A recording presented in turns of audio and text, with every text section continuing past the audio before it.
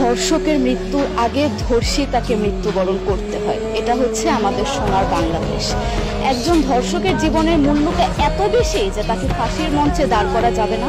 আমরা বাংলাদেশে কয়জন ধর্ষকের নাম জানি যাকে কঠোর থেকে কঠোরতম শাস্তি দেওয়া হয়েছে, যাকে ফাঁসির মঞ্চে দাঁড় করা হয়েছে? আমরা কি আদৌ কেউ জানি? জানি না।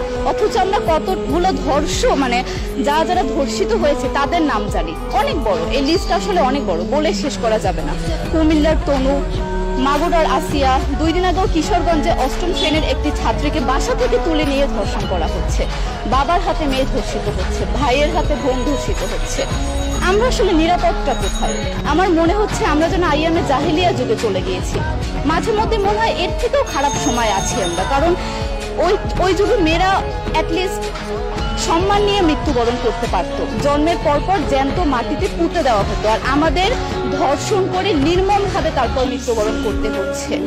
যদি সরকার আমাদের ওই নিরাপত্তা নাই দিতে পারে, তাহলে সরকারের কাছে আমাদের অনুরোধ, আমাদের জ্যান্ত মাটিতে পুঁতে দিক। আমরা বেঁচে থাকতে চাই না, আমরা সম্মান নিয়ে মৃত্যুবরণ করতে চাই। আমরা এই দেশে থাকতে চাই না যে এই দেশে আমাদের কোনো নিরাপত্তা নেই, যে এই দেশে রাস্তা দিয়ে হাঁটলে আমাদের মধ্যে একটা আতঙ্ক কাজ করে, কখন কি না কি হয়ে যায়। আইন উপদেষ্টা বললেন যে ধর্ষকের নাকি ফাঁসি দেওয়া সম্ভব হবে না, তাহলে নাকি নিরীহ মানুষকেও মাঝে মধ্যে ফাঁসির ব্যবস্থা করা, মিথ্যা মামলায় ফাঁসিয়ে দিয়ে ফাঁসির ব্যবস্থা করা হতে পারে। আইন উপদেষ্টার কাছে আমার প্রশ্ন, আল্লাহ না করুক আজকে যদি আপনার কাছের কেউ, আপনার বোন অথবা আপনার স্ত্রী অথবা আপনার মেয়ের সাথে যদি এরকম কোনো কিছু হতো, আপনি কি আসলে এটা বলতে পারতেন যে না, ধর্ষককে ফাঁসি দেওয়া যাবে না? কোনোদিনও পারতেন না। আপনি সবার আগে তার ফাঁসির ব্যবস্থা করতেন, সম্ভব হলে নিজের হাতে মেরে ফেলতেন। তাহলে আমাদের বেলায় কেন এত বৈষম্য? আমরা কি দোষ করেছি? আমরা কি নারী না? আমরাও তো কারো বোন, আমরাও তো কোনো বাবার সন্তান, আমাদেরও তো বেঁচে থাকার অধিকার আছে, তাই না? কিছু হলে মেয়েদের পোশাকের দোষ দেওয়া হয়। আমার কাছে প্রশ্ন, একটা 8 বছরের শিশুর মধ্যে এরকম কি থাকতে পারে যেটা একটা পুরুষকে অ্যাট্রাক্ট করবে, যেটা একটা পুরুষকে সিরিয়াস করবে? সেরকম হলে আসলে ধর্ষণ করা হতো সবসময় প্রাপ্তবয়স্ক মহিলাকে। কিন্তু আমরা আসলে পরিসংখ্যান গবেষণা করলে দেখতে পারি যে ধর্ষক সবচেয়ে বেশি করা হচ্ছে শিশুদেরকে, কিশোরীদের সবচেয়ে বেশি ধর্ষণ করা হচ্ছে।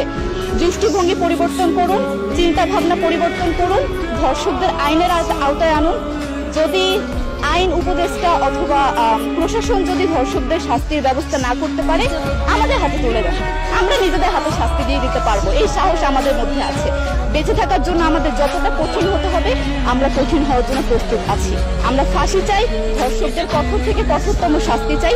যতদিন না পর্যন্ত ফাঁসি দেওয়া হবে, যতদিন না পর্যন্ত ধর্ষকদের শাস্তির ব্যবস্থা করা হবে, আমরা আমাদের আন্দোলন অব্যাহত রাখবো।